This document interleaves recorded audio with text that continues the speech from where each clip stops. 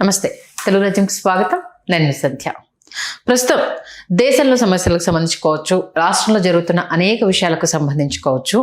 Main media కన్నా social మీడియాలోనే కొన్ని విప్లవాత్మకమైన డిస్కషన్స్ జరుగుతూ ఉన్నాయి. నిజంగా కొందరు చేస్తున్న వీడియోల వల్ల అంతో ఎంతో విషయాలు బయటికి తెలుస్తుంది అన్నది కూడా మనకు స్పష్టంగా తెలుస్తుంది.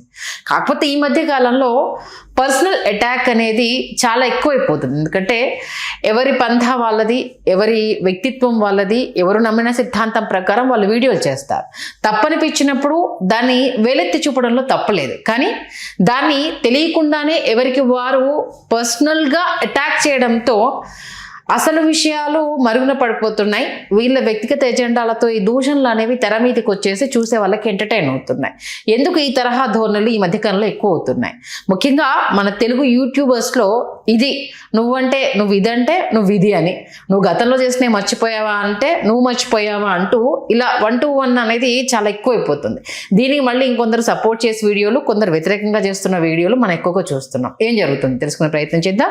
సీనియర్ పొలిటికల్ అనలిస్ట్ భరద్వాజ్ గారు మనతో ఉన్నారు. ఆయన మాటల్లో. భరద్వాజ్ గారు నమస్తే. నమస్తే అండి. ఎవరిని ఇక్కడ తప్పబట్టాలన్న ఉద్దేశం కాదు, కానీ సమస్యకు సంబంధించి ఒకరికి తెలిసిన కోణం ఇంకొకరికి తెలియకపోవచ్చు. వాళ్ళు చెప్పిన దాంట్లో నిజం ఉండొచ్చు, వీళ్ళు చెప్పిన దాంట్లో అబద్ధం ఉండొచ్చు. దేన్నైనా జనాలు రిసీవ్ చేసుకోవడానికి సిద్ధంగా ఉన్నారు. కామెంట్ రూపంలో వాళ్ళ అభిప్రాయాలు వాళ్ళు తెలియజేస్తున్నారు. కానీ ఎందుకు ఈ పర్సనల్ అటాక్కి వెళ్తున్నారు అంటే ఏం చెప్తారు?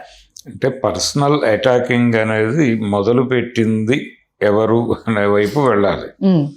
అంటే ఇక్కడ ట్రోల్ చేయటం అనేది మొదటి నుంచి కాన్షియస్గా చేస్తోంది ఎన్డీఏ వైపు నుంచి జరుగుతోంది. అంటే ఎన్డీఏని సపోర్ట్ చేసేటువంటి సోషల్ మీడియా హ్యాండిల్స్ చాలా ఉన్నాయి. వాళ్ళు దేశం కోసం, ధర్మం కోసం అనే పేరుతో ఆ హ్యాండిల్స్ నడుపుతున్నారు. నడుపుతూ చాలా విశృంఖలంగా వాళ్ళు దాడులు చేయటం అనేది చేస్తూ వస్తున్నారు. టార్గెట్ చేయటం అంటే వ్యక్తిత్వ హననం చేయటం అనేది తమకి గ్రాంటెడ్గా ఉన్న హక్కులాగా భావించి చేశారు వాళ్ళు. అంటే ఈ దేశం మాది అని ఓన్ చేసేసుకోవటం. ఓన్ చేసేసుకుని మీరెవరు, మీరు చైనా ఏజెంట్లు, మీరు పాకిస్తాన్ ఏజెంట్లు, మీకు తెల్లారు లేస్తే గల్ఫ్ నుంచి డబ్బులు వస్తాయి, ఒక్కదానికి ఒక్క ఆధారం చూపించరు. అది మెయిన్. ఒక్క ఆధారం చూపించరు. ఒక్క అకౌంట్లోకి డబ్బులు ఇప్పుడు అన్నీ పారదర్శకమే. ఇప్పుడు వాళ్ళకి తెలియని విషయం ఏంటంటే ప్రభుత్వం దగ్గర అందరి చిట్టాలు ఉన్నాయి. అంటే ఒక సూపర్ కంప్యూటర్లో ప్రతి ఫోన్ నెంబర్కి ఒక ఫోల్డర్ ఉంది. ప్రతి ఫోల్డర్లోనూ ఆ ఫోన్ నుంచి జరుగుతున్నటువంటి అన్ని యాక్టివిటీసు, యాప్ మూవ్మెంట్ కూడా ట్రాక్ అవుతూ ఉంది. ట్రాక్ అంటే ఫోన్పేలు ఇవన్నీ, అంటే వీళ్ళ బ్యాంక్ డీల్స్ ఎవరితో చేస్తున్నారు, ఎవరి అకౌంట్లో నుంచి డబ్బులు వస్తున్నాయి, ఎవరి అకౌంట్లోకి వీళ్ళ దగ్గర నుంచి డబ్బులు వెళ్తున్నాయి దాకా ఓపెన్ ఏరియాలో ఉంది జీవితం. అంటే అసలు బ్యాంకులు అకౌంట్లు లేకుండా ఎవరిని ఉంచకపోవడానికి కారణం అదే. బ్యాంక్ అకౌంట్లు ప్రతి ఒక్కడికి ఇచ్చి తీరాలి అని ప్రభుత్వం చాలా సీరియస్గా పనిచేసింది. పనిచేసి ప్రతి ఒక్కడిని యాప్లోకి ఇమిడ్చారు. ఇప్పుడు ఇమిడ్చారు. కార్డులు లేకుండా ఎవరూ లేరు. ఇలా మొత్తాన్ని వాళ్ళ గ్లాన్స్లోకి తీసుకొచ్చేసారు, వాళ్ళ చూపుల్లోకి తీసుకొచ్చేసారు. ఈ తీసుకొచ్చిన తర్వాత ఎవరేమిటో తెలుసు.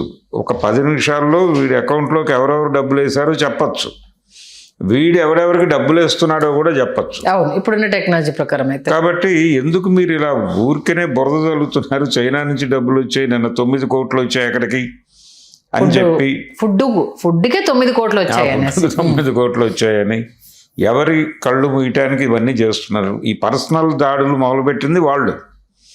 తర్వాత బ్రాండింగ్ పాలిటిక్స్ అనేవి మనకి సోషల్ మీడియా మొదలైనప్పటి నుంచి ఉన్నాయి.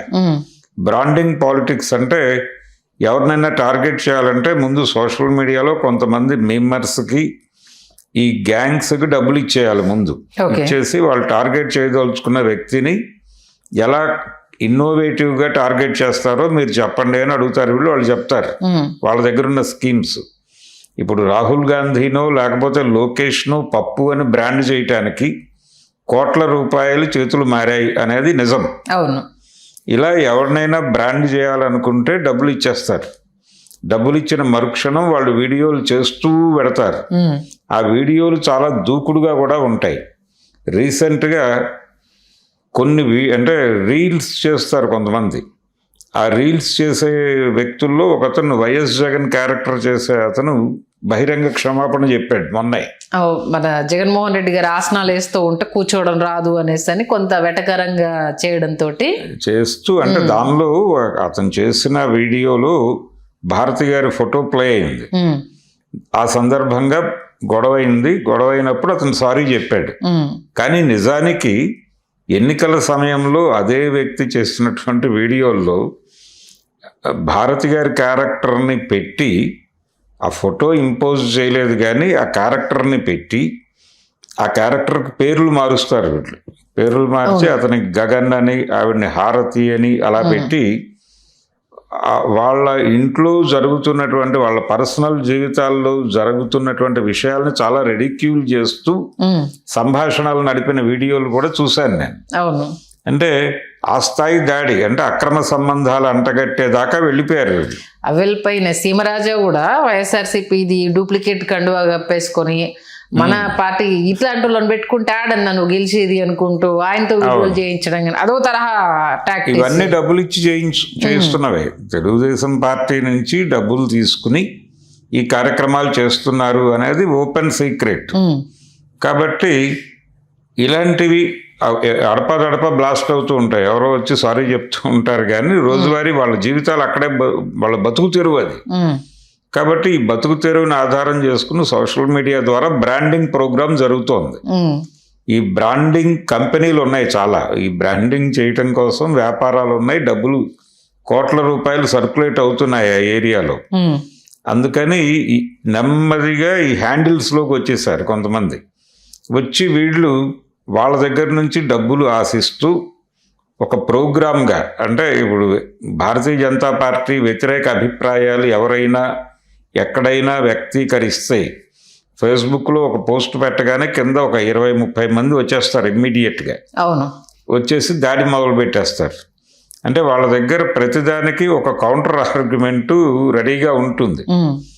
ఎవరైనా మన మీద ఇలా దాడి చెయ్యొచ్చు అని చెప్తారు వాళ్ళు ముందే. దాడి చెయ్యొచ్చు అనగానే వీళ్ళ మీద పర్సనల్గా దాడి చేయటానికి కొంత, అలాగే జనరల్గా దాడి చేయటానికి కొంత మెటీరియల్ పెట్టుకొని ముందు అవి పుష్ చేసేస్తారు. అంటే ఆ పై పోస్ట్ చదివిన వాడు కిందకి రాగానే వాడి అభిప్రాయం మారిపోవాలనేది వీళ్ళ ఉద్దేశం. అది కూడా బ్రాండింగ్ ప్రోగ్రామే. ఆ పోస్ట్ పెట్టిన వాడి క్యారెక్టర్ని అసాసిన్ చేస్తాడు, వాళ్ళ కుటుంబ సభ్యుల్ని అసభ్యంగా మాట్లాడతాడు. అంటే వాడు హర్ట్ అవ్వాలి, వాడు ఏడవాలి. అరే అనవసరంగా మా ఇంట్లో ఆడవాళ్ళని తిడుతున్నారు వీళ్ళు, ఎందుకు ఈ పోస్టు తీసేస్తే బాగుంటుంది కదా అని వాడు అనుకోవాలని వీళ్ళ ఉద్దేశం. అనుకుని ఆ స్థాయికి దిగజారి కూడా దాడులు చేసేస్తున్నారు వీళ్ళు. అవును. ఇలా ఇంత దాడి చేస్తున్నాం మేము అని క్లెయిమ్ చేసుకుని అక్కడి నుంచి డబ్బులు తెచ్చుకోవాలన్నది వీళ్ళ ప్రోగ్రాం. అంతకు మించి వేరే ధార్మిక కార్యక్రమం ఏమీ కాదు ఇది. అంటే వీళ్ళ పర్సనల్ ప్రొఫైల్ బిల్డ్ అవడం కోసము, రావాల్సిన అమౌంట్ ఎక్కువ రావడం కోసం అంతే. పర్సనల్ ప్రొఫైల్ కూడా కాదు, పర్సనల్ జీవితాలను కూడా అక్కడ పెట్టేస్తున్నారు. అంటే వీళ్ళ ఇంటిగ్రిటీ పోతుంది అని కూడా ఆలోచించడం లేదు. ఆలోచించకుండా డబ్బులు కావాలి అలా మొదలుపెట్టి, పర్టికులర్గా ఈ మధ్య కాలంలో ఈ యాంటీ బీజేపీ స్టాండ్తో మాట్లాడుతున్న వాళ్ళ మీద విపరీతంగా కేంద్రీకరణ పెరిగి వాళ్ళ పేర్లు బయటకు తీసి మాట్లాడింది వీళ్ళే మొదట. అవును. అంటే ఉదాహరణకు తులసి చందు మీద మాట్లాడింది వీళ్ళే ఫస్ట్.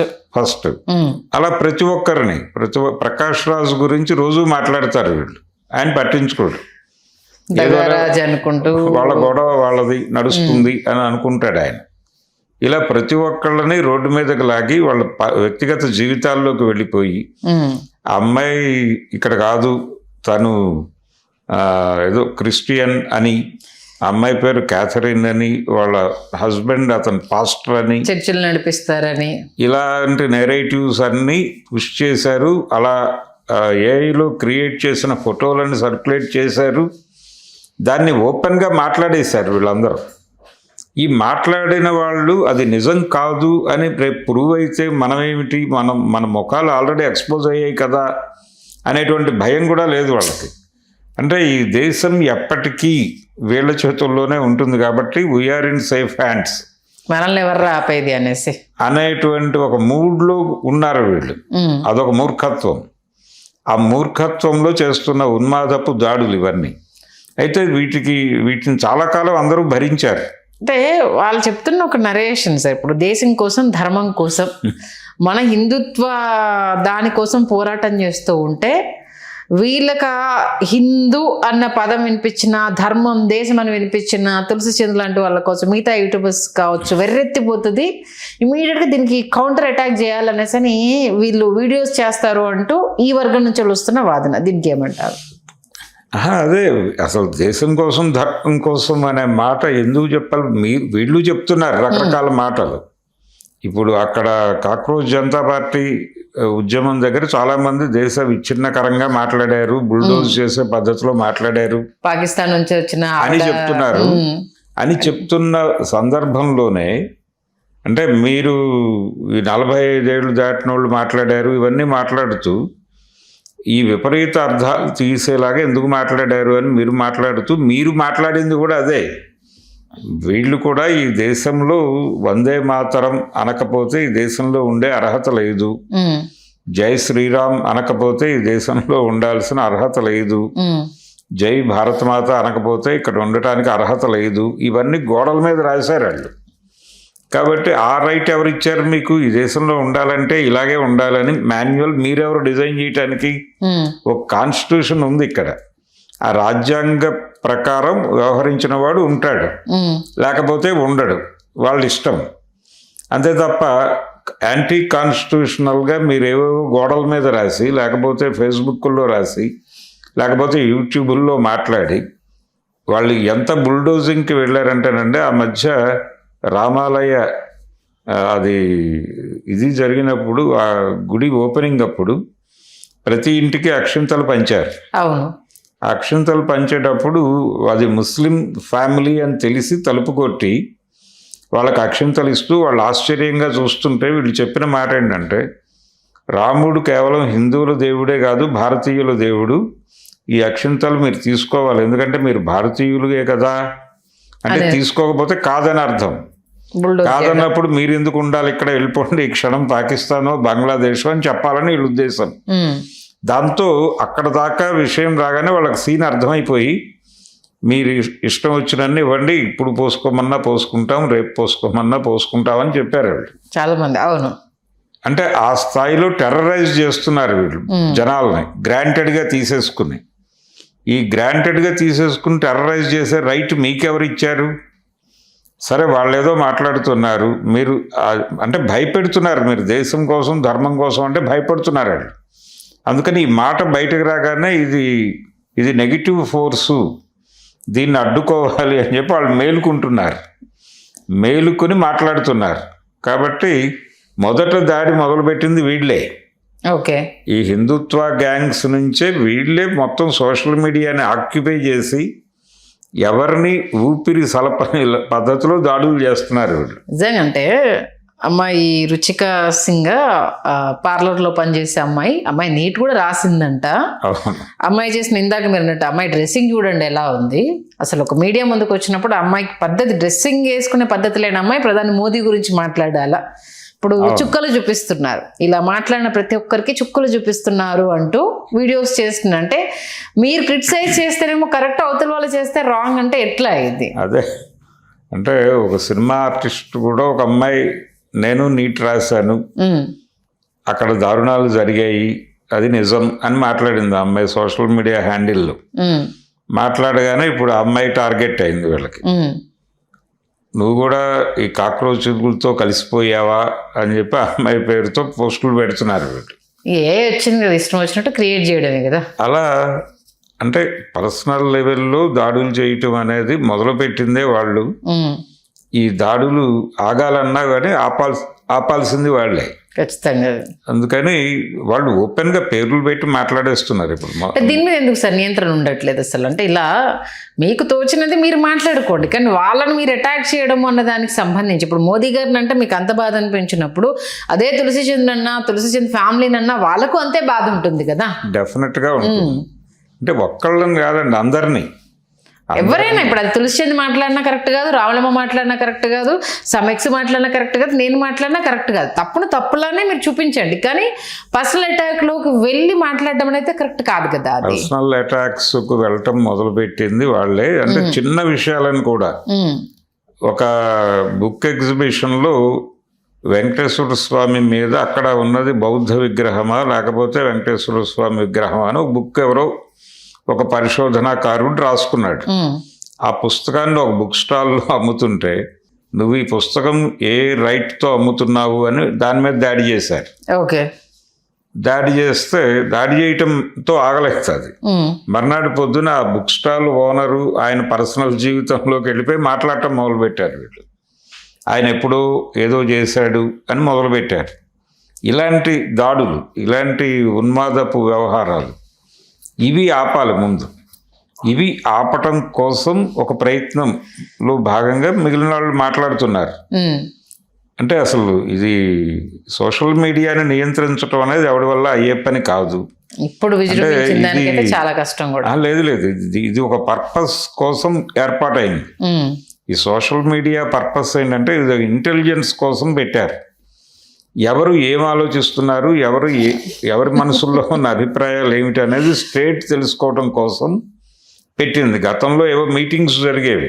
ఆ మీటింగ్స్ దగ్గరికి ఒక ఇంటెలిజెన్స్ కానిస్టేబుల్ వెళ్ళి కూర్చుని నోట్స్ రాసి ఇచ్చేవాడు. అక్కడ ఎవరెవరు ఏం మాట్లాడారు, ఎటువైపు ఉన్నారు, ఏం మాట్లాడారు, అరుగుల మీద ఏం మాట్లాడుకుంటున్నారో తెలియదు. హోటల్స్లో ఇరానీ కేఫ్ల్లో కూర్చుని ఎవరేం మాట్లాడుకుంటున్నారో తెలియదు. ఇప్పుడు నెమ్మదిగా ఇరానీ హోటల్స్ క్లోజ్ అయినాయి. వీధి అరుగుల మీద మాట్లాడుకోవటం క్లోజ్ అయిపోయింది. వీళ్ళందరినీ తీసుకొచ్చి సోషల్ మీడియాలో వేశారు. అక్కడ వీళ్ళు ఓపెన్ గా మాట్లాడుకుంటే వాళ్ళకి ట్రాక్ అవుతారు. వీళ్ళందరూ ఎవరి వైపు ఉన్నారు, ఎటువైపు మనము వీళ్ళ బుర్రలు ఎలా ఉన్నాయి అనేది తెలుస్తుంది. పొలిటికల్ గా వీళ్ళ ఐడియాలజీస్ ఏమిటి, ఎవరెవరు మేజర్ గా ఎటున్నారు అనేది తెలుస్తుంది. దాంతోపాటు వీళ్ళు ఏది కొంటారు, వీళ్ళ ఇంట్రెస్ట్లు ఏమిటి అనేది కూడా తెలుస్తుంది. తెలిస్తే వాళ్ళకి ఏది పుష్ చేయాలి, ఆల్గారిథంలో ఏం పుష్ చేయాలి వాళ్ళకి అనేది తెలుస్తుంది. మీరు ఒక 2 సార్లు పర్టికులర్గా ఒక చెప్పులు చూస్తే మీకు వాంటెడ్గా మీరు ఓపెన్ చేసిన ప్రతి హ్యాండిల్లోనూ అవే వస్తూ ఉంటాయి. ఫేస్బుక్ తెరిచినా అదే వస్తుంది. మనం ఏం సెర్చ్ చేస్తున్నా సెర్చ్ ఇంజిన్ లో మనకు ఇప్పుడు డ్రెస్సులు చూస్తే డ్రెస్సులకు సంబంధించినవే కనిపిస్తాయి, వాచ్లు చూస్తే వాచ్లకు సంబంధించినవే కనిపిస్తాయి. అలా ఆల్గారిథం రూల్లోకి వచ్చేసింది ప్రపంచం. అలా తీసుకురావటమే వాళ్ళ ప్రోగ్రామ్. అది మార్కెటింగ్ జరగాలి, స్టేట్ ఇంటెలిజెన్స్ ప్రోగ్రాము జరగాలి. ఈ రెండు కూడా వితౌట్ మ్యాన్ పవర్, ఎవరికి వాడు స్వచ్ఛందంగా వచ్చి ఓపెన్ అయిపోతాడు. అక్కడ ఎవడు వెళ్ళి ఇంట్రాగేట్ చేయక్కర్లేదు, ఏమీ ఇబ్బంది పెట్టక్కర్లేదు. వాడికి అవకాశం కల్పిస్తే ఎక్స్పోజ్ అయిపోతాడు. ఆ వీక్నెస్ని పట్టుకొని ఈ దుకాణాలన్నీ ఓపెన్ చేశారు వాళ్ళు ఇన్ని రకాలుగా. కాబట్టి లోపలికి వెళ్తే చాలా కుట్రలు ఉంటాయి సార్. అయితే మీరు చెప్పిన దాని ప్రకారం అందుకని సోషల్ మీడియాని కంట్రోల్ చేయటం అనేది ఎవరి వల్ల అయ్యే పని కాదు. అంటే మొన్న ఏదో లోకేష్ గారు ఉత్సాహంగా అన్నాడు ఆయన. అంటే 13 సంవత్సరాల లోపు పిల్లలకి ఫోన్లు అందనివ్వము, 16 ఏళ్ల లోపు పిల్లలకి ఫోన్లు అందనివ్వము అన్నారు. కానీ అది కుదిరే పని కాదు. ఎందుకంటే స్కూల్ పిల్లల హోంవర్క్ కూడా వాళ్ళు వాట్సాప్ గ్రూపుల్లోనే పెడుతున్నారు. అది చూసి ఇంట్లో వాళ్ళు చేయిస్తున్నారు హోంవర్క్. అంటే అది ఒకటి సెక్యూరిటీ పర్పస్ లో కూడా ఇప్పుడు స్మార్ట్ ఫోన్ అయితేనే పిల్లలు ఎక్కడున్నారని ట్రాక్ చేయడం కావచ్చు, వాళ్ళ ఇంట్లో సేఫ్గా ఉన్నారా లేదా అని చూసుకోవడం కావచ్చు, వాళ్ళకు వీడియో కాల్ చేయాలన్నా సరే ఖచ్చితంగా ఇప్పుడు మదర్ అండ్ ఫాదర్ జాబులు చేస్తేనే ఇదయ్యే పరిస్థితి. మేడ్ బాగా చూసుకుంటుందా, వీడు ఆన్ టైం ఇంటికి వచ్చాడా, వీడియో కాల్ చేయ ఒకసారి, ఇదంతా జరుగుతుంది. కాబట్టి ఇప్పుడున్న ఈ సిచ్యువేషన్లో ఫోన్ని కట్ చేయడం అనేసి అంటే అది సాధ్యం కాని పని. అది అలా జీవితాన్ని ఫోన్లోకి తీసుకెళ్ళిపోయారు. ఎవరు ఫోన్లో వారు, ఎవరి జీవితంతో వాళ్ళు ఉన్నటువంటి సందర్భంలో సోషల్ మీడియా ప్రయోజనం, వాళ్ళ ప్రయోజనాలు వాళ్ళకి జరుగుతున్నాయి. అలాగే ఈ యుద్ధం కూడా వాళ్ళు వాంటెడ్గానే క్రియేట్ చేస్తున్నారు. కొట్టుకోండి, ఎవరు ఎటు సాలిడారిటీ ఎటు వస్తుంది అనే దాన్ని బట్టి మేము నిర్ణయం తీసుకుంటాం. జనం పల్స్ అంటే ఒక రకంగా కాటా కుస్తీ పోటీ పెట్టారు. కాటా కుస్తీ పోటీలోకి అందరూ వచ్చేసారు. అందరూ వచ్చారు, కొట్టుకుంటున్నారు. ఈ కొట్టుకోవడం అనేదాన్ని ఒకడు చూస్తున్నాడు. ఒక పరిశీలకులు ఉన్నారు అక్కడ. ఈ పరిశీలకులు మార్కులు వేస్తారు. ఎవరిని లోపల వేయాలి, ఎవరిని బయట, ఎవరి అకౌంట్లోకి డబ్బులు పంపించాలనేది వాళ్ళ డెసిషన్ తీసుకుంటారు. మామూలు అల్గరిథం లేదు సార్ ఇది. బట్ జనాలు ఇప్పుడు చాలా అలర్ట్ అవుతున్నారు కాబట్టి ఈచ్ అండ్ ఎవ్రీథింగ్ అబ్జర్వ్ చేస్తున్నారు. But end of the day ఏం జరుగుతుంది అన్నది మాత్రం అది క్వశ్చన్ మార్కే. చూద్దాం ఇది ఇంకా ఎంతవరకు వెళ్తుంది, ఇంకెన్ని కొంత పుద్దలు దొక్కుతుంది, ఎవరు వీళ్ళకి ఫండింగ్ చేసే అంశానికి సంబంధించి ఇంకా ఏ విషయాలు వీళ్ళు బయటేసుకుంటారనేది కూడా ఒకటి క్వశ్చన్ మార్కే అవుతుంది. మంచి విశ్లేషణ అందించారు. Thank you sir. Thank you. Hello, Telugu రాజ్యం ఛానల్ చూస్తున్నారా? సామాజిక రాజకీయ జీవన చిత్రణే తెలుగు రాజ్యం. అతిశయోక్తులు అసత్యాలు ఉండవు. రాజకీయ కోణం కాదు, ప్రజా కోణమే కొలబద్ద. తెలుగు రాజ్యం వీక్షణ మీ ఉత్తమ అభిరుచికి నిదర్శనం.